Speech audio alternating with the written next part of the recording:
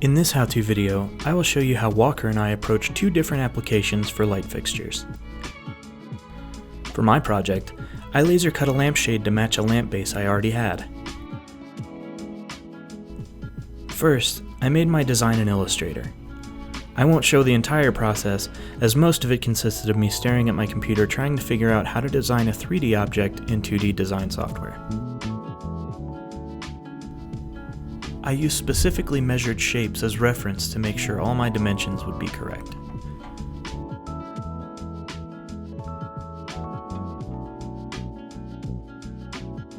After plenty of internal screaming, I had my design. Next, it was time to cut out my design. I made the first cut on some duck cloth. Probably should have ironed this.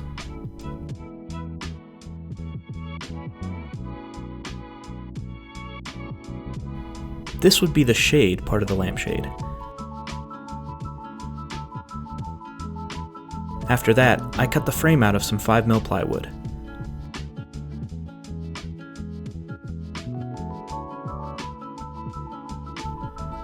I cut everything on our 90-watt PS48 machine.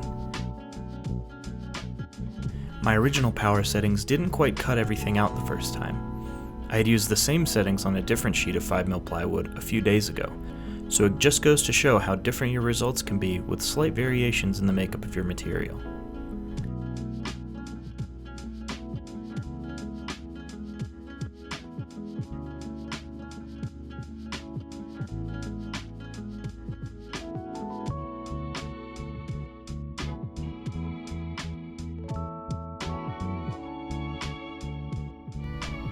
After everything was cut out, I cleaned up the edges and started to assemble it. Using an X-Acto knife, I made sure that all my edges were clean enough to be slotted together. The slots were the perfect size, not so loose that anything fell apart, but not so tight that it was difficult to assemble. Having to run the file twice made the edges very burnt and a lot of soot got all over my hands.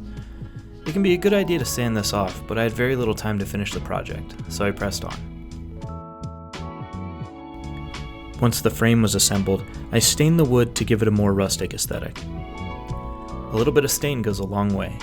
I like to use a small brush's worth of stain to cover a piece completely before I wipe off what's left.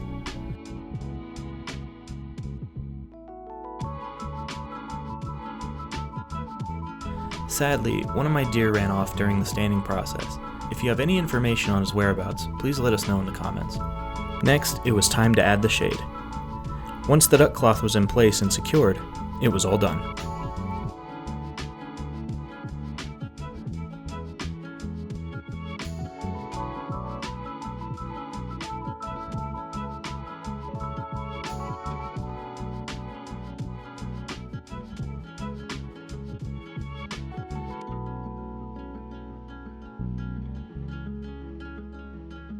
Let's see what Walker's got going on. Thanks, Tim. I'm going to start out with 1/4-inch acrylic. I'm going to cut a ton of these guys to go on the end of my rods for my light fixture.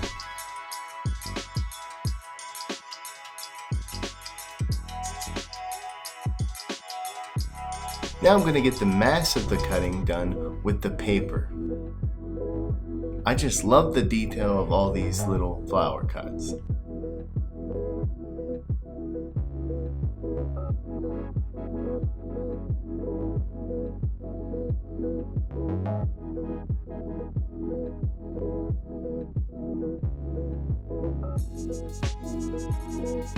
Look at that. And again, I wanted to use 1/4-inch acrylic to cut the main body of my light fixture, with one piece on top, one piece on bottom, and then the side pieces going all the way around to create a sphere.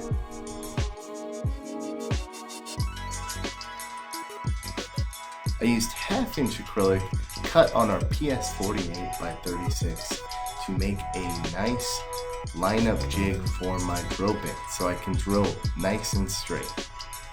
Without this piece, it would be very hard to drill in straight and you'd probably come off the sides and ruin the whole project. can see the vector mark there is where I should stop. Now just simply assemble. What's fun about designing these projects is it's essentially the same shape, just copied all the way around.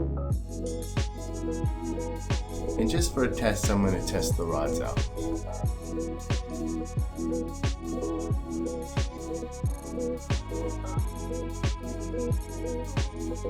Looks good. Now I'm going to take my light fixture and run it through after I've glued everything together. I'm going to take my rods that I got from Amazon. These are 2mm by 300mm rods, and I will just poke them into the plastic and add the paper at the end. Since I cut a ton of these little guys, I wanted to glue them to the back of these bigger paper cutouts.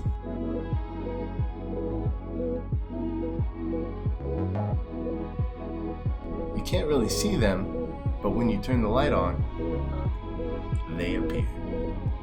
It's a nice little touch. I really like it. Screw the bulb in.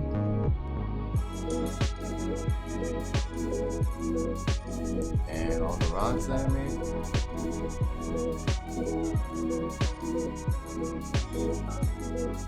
This part was actually really fun.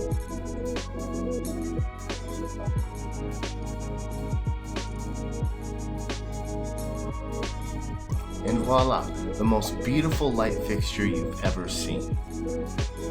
It's alright.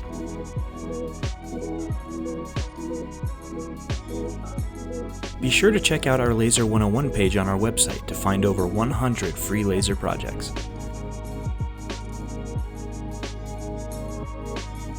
Just click on a project that catches your eye and download the files.